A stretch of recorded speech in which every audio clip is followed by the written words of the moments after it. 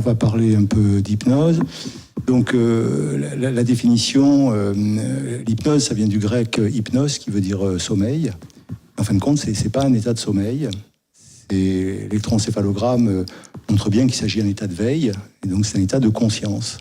Mais c'est pas un état de conscience critique, c'est-à-dire une conscience d'apprentissage. On est plutôt dans un état de conscience dit modifié, avec des perceptions qui sont sensorielles, qui sont un petit peu modifiées, une pensée plus ralentie, avec une attention plus sélective. D'ailleurs, les examens sérieux, comme le PET scan, l'IRM fonctionnel, montrent des débits sanguins régionaux qui sont augmentés dans certaines zones lorsqu'on est en état d'hypnose, et c'est différent de l'état les yeux fermés avec pensée remémorée, ou simplement allonger les yeux fermés. Donc il y a une réalité qui est montrée par ces examens. Donc 3 questions auxquelles on va répondre à 2 voix. D'abord Michel. Alors donc c'est comment, qui, pourquoi. Alors, on va essayer. Ça va être bref et puis après vous poserez plein de questions. Voilà. Je vais rajouter 3 mots quand même sur ce que n'est pas l'hypnose. C'est pas un placebo. C'est pas un jeu de rôle et c'est pas lié à des sécrétions opioïdes endogènes. Alors comment la séance d'hypnose, donc pour construire sa réalité, il y a 5 canaux sensoriels: l'audition, la vision, le toucher, le goût, et j'en oublie peut-être un. La kinesthésie, tout à fait. Je vous ai mis un petit schéma en dessous qui est issu de la PNL, de la progression neurolinguistique, qui montre un petit peu comment un sujet, on peut observer un sujet et voir comment il appréhende un peu sa réalité. Les gens qui ont un canal sensoriel préférentiel visuel, certains auditifs, certains kinesthésiques, certains en audition interne ou en goûter. Donc vous pouvez entendre des phrases du type je vois ce que vous me dites, c'est plutôt les visuels, ou j'entends ce que vous me dites, ou ce que vous dites me touche, ou ça me dégoûte. Vous voyez ce genre de phrases qui permettent d'analyser, de choisir les canaux préférentiels d'un patient lorsqu'on va communiquer, surtout en communication hypnotique. Donc sur les principes de communication hypnotique, donc au niveau du langage, c'est vrai que le patient en transe positive, le patient en état d'hypnose, n'entend pas la négation. Si vous dites à un patient vous n'allez pas avoir mal, ou ne vous inquiétez pas, le cerveau n'entend pas la négation et entend des mots qui sont stressants. Il faut utiliser plutôt la communication positive. Il faut utiliser des mots qui amènent du confort, qui amènent de la tranquillité. Souvent, c'est des verbes du premier groupe. C'est des petits détails, hein. C'est pas de mots du type donc, parce que, qui sont des mots de conscience critique, de logique rationnelle. Restez plutôt sur des mots qui permettent la logique émotionnelle, avec et pendant que, et tandis que. Vous voyez, des mots comme ça dans la communication qui permettent de rester sur un état de conscience modifié. Un petit exemple, parce qu'il y a pas mal d'infirmiers, ou infirmières ici. L'exemple, c'est l'injection. On vous a appris dans votre école qu'il fallait dire, c'est un peu moins maintenant, mais on a appris en général qu'il fallait attention, je pique. Alors que, en communication hypnotique, ça va être, si quelqu'un est un peu gourmand, alors vous lui posez 3 questions, il est un peu gourmand, il aime bien les fruits, la campagne, vous lui parlez d'un buisson de mûre, là il y a une grosse mûre, vous l'imaginez, vous allez la prendre, et ça pique un peu, mais vous êtes tellement concentré sur votre objectif, ça va piquer comme un buisson de mûre. Et puis, c'est passé.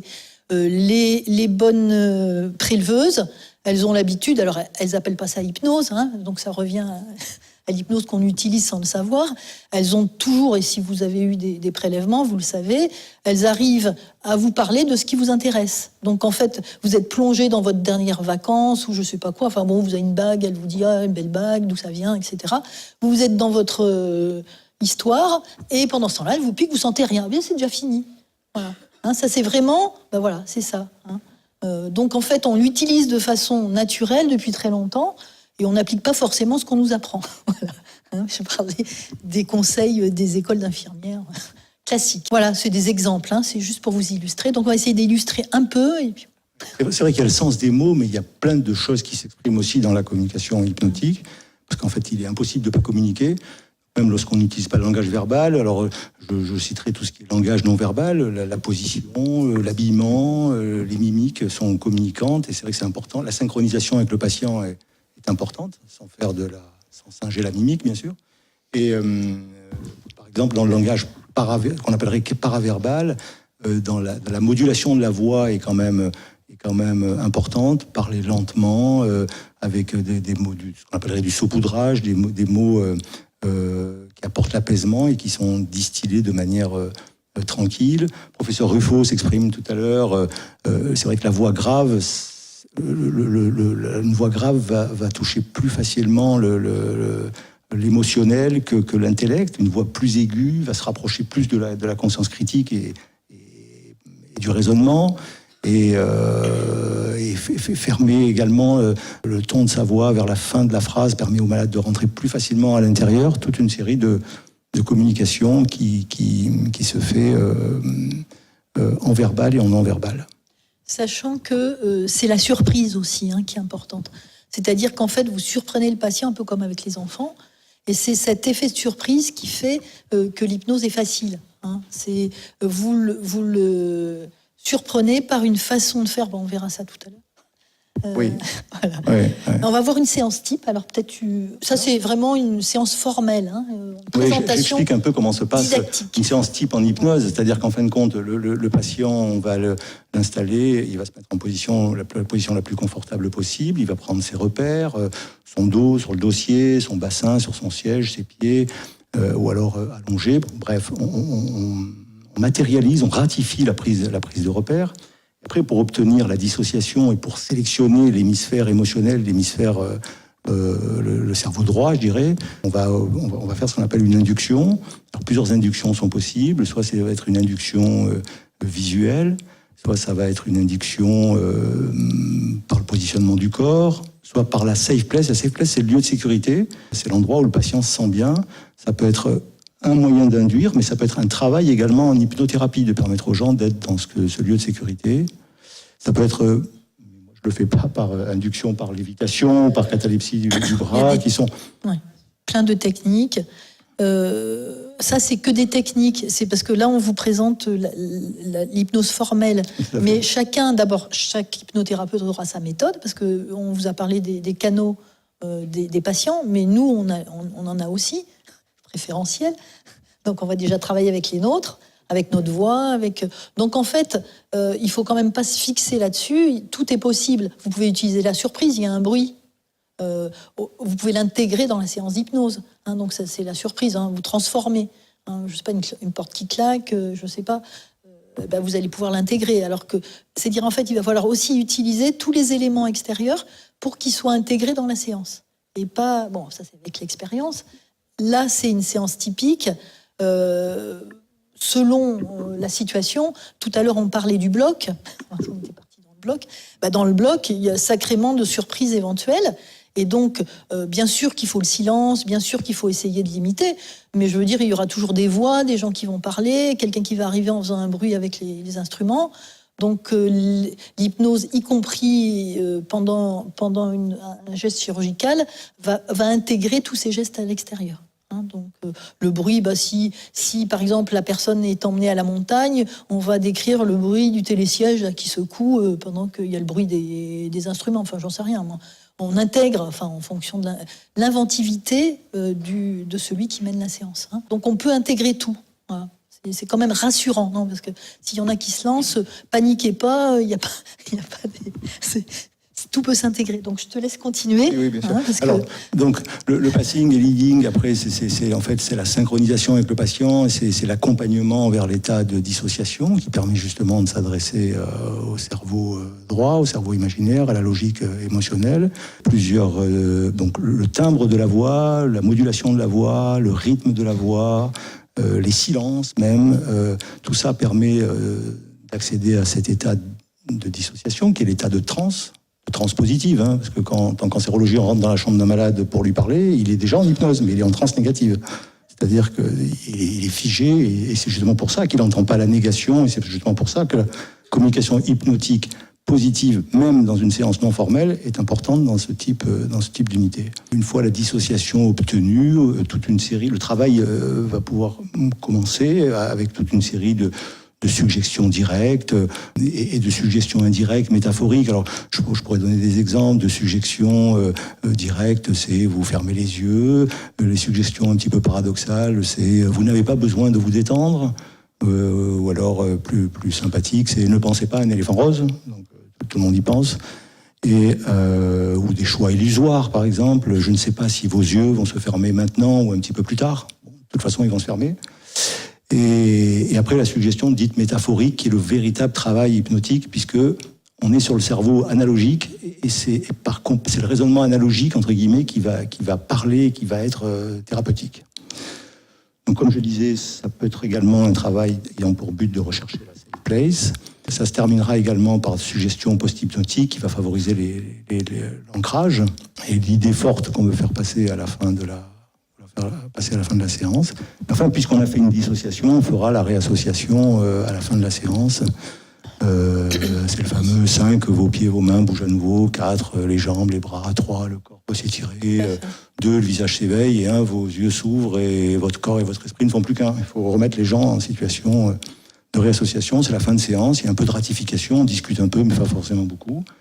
Et le travail hypnothérapeutique est ainsi fait. Donc je rappelle ce qui a été dit ce matin, enfin pour ceux qui étaient là ce matin. La première anesthésie, enfin tout à l'heure on en a parlé, première anesthésie sous hypnose, la dame elle est morte, bon à la suite de ce geste chirurgical qui était à l'époque où on n'avait pas d'anesthésique, mais en plus elle est restée 2 jours en état d'hypnose, parce qu'à l'époque on savait pas, parce que c'est vraiment un état particulier de conscience, il faut faire un début, une fin, donc on fait un début, on fait une fin, si on oublie de faire la fin, bon, on est un peu bizarre. Alors bon, je parle d'une séance avec dissociation de conscience, pas pour opérer, mais pour une séance pour la douleur, ou même pas forcément en psychothérapie, hein, mais voilà. Justement, ça me permet de faire la transition. Donc transition, c'est qui fait de l'hypnose, pourquoi? Enfin bref, où est-ce qu'on en est? Alors, on est, premièrement, alors je réinsiste, Michel en a parlé un peu, l'hypnose médicale, c'est différent de l'hypnose spectacle, hein, complètement différent, bien entendu. Tout à l'heure, on vous a parlé de Mesmer. Voilà, on n'est pas du tout dans cette logique-là. La première séance, quand on fait... Alors moi, je vais parler de ma pratique. Hein, c'est en douleur, en auto-hypnose pour la douleur. Je suis médecin, donc je parle de mon métier. C'est-à-dire qu'en fait, c'est de votre métier d'origine, quel qu'il soit, infirmier, psycho, etc. On va tous faire de l'hypnose dans notre métier, un kiné, voilà. Chacun le fait de son métier. L'hypnose, ça sert peut-être à tout, mais d'un métier donné, avec une éthique donnée, hein, bien entendu. Donc la formation, si un jour vous voulez vous former, c'est dans des instituts d'hypnose ou dans des DU ou dans les deux, mais à partir de ce que vous êtes, hein, comme soignant, bien entendu. C'est ça qu'on appelle l'hypnose médicale. Hein, donc, bien entendu, chacun va l'utiliser donc le cadre des compétences professionnelles et dans des objectifs qui vont être ceux du champ où vous êtes, où vous travaillez. Hein. Donc, ce matin, on a entendu l'hypnose par les anesthésistes dans un bloc, que ce soit dans le cancer ou autre chose. Bien entendu, l'hypnose peut être utilisée en anesthésie, à la place de l'anesthésie. On a eu un bel exemple là d'utilisation dans les cancers du sein, puisque c'est en surface, c'est une hypnose qui est utile dans l'anesthésie de surface. Enfin, ça, c'est pour les anesthésistes. Parce que moi, je suis neurologue, mais tout n'est pas possible avec l'hypnose en anesthésie. Et puis, en douleur, et puis tout ce qui est les gestes. Alors ça, c'est les gestes qu'on fait. Les gestes que font les infirmières, les gestes que font les médecins, les gestes que font les kinés. Hein, donc, on peut utiliser l'hypnose dans tous ces gestes qui sont potentiellement inconfortables ou douloureux, que ça soit pour l'appréhension de la douleur, enfin du geste, on va dire, comme pour l'accompagnement du soin. Et ça marche très très bien. Voilà, c'est encore une autre utilisation. Et j'en oublie, bien entendu, et on aurait pu commencer par ça, c'est l'hypnose utilisée comme une des méthodes utilisées par le psychiatre, le psychologue, un outil, comme il utiliserait le MDR, comme il utiliserait autre chose. Hein, parce que c'est son choix, et parce que c'est le choix du patient. Alors j'y viens à qui ? le patient doit donner son accord. Bien entendu, alors tout à l'heure, il nous a fait la règle des MC2, hein, mais c'est ça, il faut déjà que le patient soit d'accord. Hein, donc l'accord du patient est obligatoire. Qu'est-ce que j'oublie ? Les gens formés en hypnose, c'est pas les 7 jours d'hypnose ou 2 jours d'hypnose, c'est des formations qui durent sur 2 à 3 ans. Alors après, on peut, dans une institution avec des règles données, qui sont données par un cadre de fonctionnement, pardon, pas un cadre de santé, avoir un mode de fonctionnement sur 7 jours de formation qui permettent d'avoir des gestes, parce que tout à fait, on peut se lancer avec 7 jours de formation, si on a envie, si on est motivé. Alors, je vous donne des exemples. Par exemple, une infirmière qui travaille travaille en fibroscopie, en pneumologie, motivée, elle peut très bien, au bout de 7 jours de formation, aider les patients qui ont des contre-indications formelles à l'anesthésie pour la fibroscopie, qui peuvent pas, ou qui veulent bien, faire ces gestes sous hypnose, et ça marche très bien. Voilà, ça. Après, c'est dans un cadre particulier de l'institution où vous êtes. C'est comme ça qu'on va pouvoir garder ce fonctionnement de l'hypnose qui a pris tellement d'ampleur qu'un de ces jours, on va nous l'interdire. C'est un peu des précautions qu'il va falloir prendre, parce que sinon, on va se retrouver bloqué au niveau des soins. Voilà, donc c'est un peu des généralités, mais c'est important de le dire. Alors pourquoi ? C'est ce qu'on vient de dire. Oui. Alors effectivement, nous en pratique, en ce qui me concerne, on aide parfois pour les myélo-BOM, colo-fibro non, en ce qui me concerne, et ça peut être pose de cathéter également, mais ponction pleurale, myélo-BOM, un accompagnement hypnotique, mais en complément d'une analgésie correctement menée également. Je veux dire, il y a toute la phase d'anxiété, pré-geste, etc. On peut très bien faire une séance d'hypnoanalgésie concomitante avec l'administration de Méopa, par exemple. Et l'explication du geste avant. Ça n'empêche pas. On n'est pas l'hypnose, c'est jamais qu'un outil. Lui donnez pas tous les pouvoirs. Si quelqu'un arrive et qui sait même pas quel examen il va avoir, même en hypnose, vous allez avoir du mal à calmer son angoisse parce qu'il sait même pas ce qu'il attend. Donc la première chose, c'est d'expliquer. Ça c'est des règles générales. Je pense que vous les connaissez, mais je les rappelle quand même. Donc, plus on explique les choses, mieux c'est. Ouais, et avec l'accord des patients. Ouais. Pour la cancéro, je rajouterais l'auto-hypnose en douleur aiguë. Ça peut être intéressant chez les malades qui ont ces douleurs particulières du cancer qui sont les accidents douloureux paroxystiques, avec une douleur, un pic de douleur intense qui survient sur une douleur de fond contrôlée. Qui peut être potentiellement très anxiogène. C'est vrai qu'en cancéro, la douleur, c'est très souvent associé à la maladie qui va moins bien, quoi. Donc, il y a un ancrage fort avec une composante cognitive inquiétante, importante, ou l'hypnose en situation palliative chez des gens qui ont besoin de s'échapper de l'endroit où ils se trouvent et qui peuvent apprendre à se retrouver dans le lieu de sécurité et apaiser un peu les souffrances qui sont parfois les leurs. Alors, sachant que l'hypnose comme outil est extrêmement facile dans des situations d'urgence. Quelqu'un qui a mal, en douleur, quelqu'un qui a mal, qui est aux urgences ou qui a très mal, donc en situation aiguë, vous lui donnez un outil, il est demandeur. Donc, ça va être beaucoup plus facile que dans une douleur qui dure. Voilà. Donc ça, c'est c'est tout à fait compréhensible. Tout à fait. Les ADP, c'est vraiment une bonne indication. Ils sont demandeurs d'aide. Donc, si vous êtes d'accord, ceux qui sont d'accord, on va faire une petite initiation pour ceux qui ont envie, sur une séance qui est vraiment un classique qu'on peut faire de n'importe quelle manière. Vous avez 2 mains. Vous allez prendre vos mains. Ceux qui veulent, ils la font. Ceux qui veulent pas, ils regardent. Voilà. C'est vraiment, chacun fait sa façon. Donc, vous allez vous poser confortablement, les 2 doigts, là, c'est pour ça que je vous ai mis cette petite image. Vous croisez vos mains, vous écartez vos 2 index. Vous vous posez confortablement, vos avant-bras, vous allez poser. Quand vous êtes bien posé, vous regardez bien vos 2 index, vous les écartez le plus possible.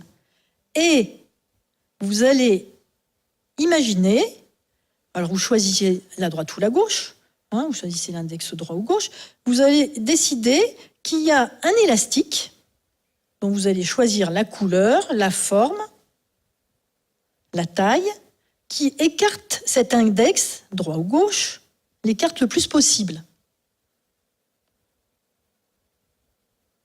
Quand vous le voyez, vous lui choisissez bien sa taille, sa couleur, sa forme, où il est situé sur votre index. Donc, je pense que dans l'ensemble, vous le voyez, vous regardez bien votre index. Donc, vous avez un élastique d'une certaine couleur, d'une certaine forme, qui écarte cet index. Vous en choisissez un totalement différent, d'une autre couleur, d'une autre forme, d'une autre taille, qui écarte l'autre index. Vous écartez ces index avec ces deux élastiques. Vous voyez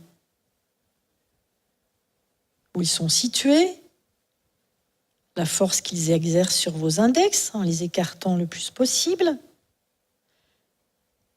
Et quand vous allez le décider, vous les lâchez, vous n'avez rien à faire qu'à regarder, observer ce qui se passe.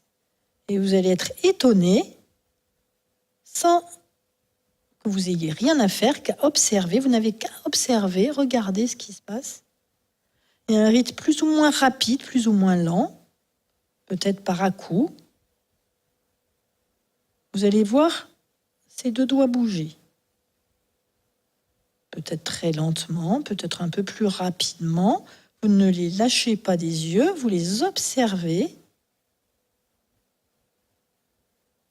Très très bien, c'est parfait. Regardez ce qui se passe. Ne les lâchez pas des yeux. Très très bien. Vous laissez faire, surtout vous n'avez rien à faire qu'à observer. Très bien. Très très bien. Prenez tout le temps qu'il vous faut. Vous laissez faire ces index tranquillement, à leur rythme. Peut-être y en a-t-il qui voient ces deux index se rapprocher tellement qu'ils vont bientôt se toucher. Très bien. Et quand ils se touchent, très bien, soit vous recommencez, soit vous revenez ici et maintenant, tranquillement, à votre rythme, tout en sachant que quand vous le voudrez, vous pourrez recommencer. Très bien. Alors là, c'est très bref. Je ne sais pas si tout le monde a fini. C'est très bref. C'est la surprise de voir ce qui se passe, c'est-à-dire que c'est un lâcher-prise, ce que connaissent bien les psychologues, mais que nous, somaticiens, on connaît moins bien. Et c'est une façon très kinesthésique, on va dire, dans le kinesthésique, d'obtenir ce lâcher-prise qu'on peut rééditer, même si c'est rapide, ça n'a aucune importance. On peut recommencer 3 fois. Il y a des gens qui vont très rapidement, d'autres qui vont très lentement. Aucune importance. Tout ça, c'est bien. Ça peut être soit utilisé en induction, soit utilisé... Enfin bref, on en fait ce qu'on veut. Je vais pas vous, mais ça vous donne une idée de comment ça peut être extrêmement rapide d'obtenir cet état d'hypnose en sachant qu'on peut avoir les yeux ouverts. Vous avez vu, vous avez les yeux ouverts. C'est pas les yeux fermés, c'est pas obligatoire. Ça, c'est ça qui est surprenant. Le niveau de conscience, il peut être tout à fait, parce que vous entendez tout, vous êtes là, vous êtes, bon, mais en même temps, vous êtes tellement concentré sur ce que vous avez, et puis surpris de ce qui se passe, que chaque fois que vous allez le refaire, ça sera la même chose. Et ça, et ben voilà, c'est un petit modèle de ce que l'hypnose, un exemplaire.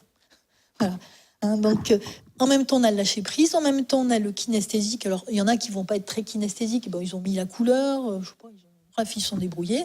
De toute façon, c'est toujours aussi surprenant et c'est un état de conscience variable, avec les yeux ouverts. Donc, vous voyez, l'hypnose, c'est un peu tout ça, tout en étant hyper concentré sur quelque chose. C'est pas ce qu'on va utiliser au bloc, c'est un exemple pour vous donner un aperçu de ce que ça donne. Alors, que ce soit ceux qui l'ont expérimenté, comme ceux qui l'ont vu, parce que vous avez vu ce qui s'est passé, il n'y a rien à faire et ces deux doigts se rapprochent. C'est toujours surprenant, vous pouvez recommencer autant de fois que vous voulez, ça ira plus ou moins vite. Donc c'est un peu une ouverture sur très simple sur ce que peut être l'hypnose.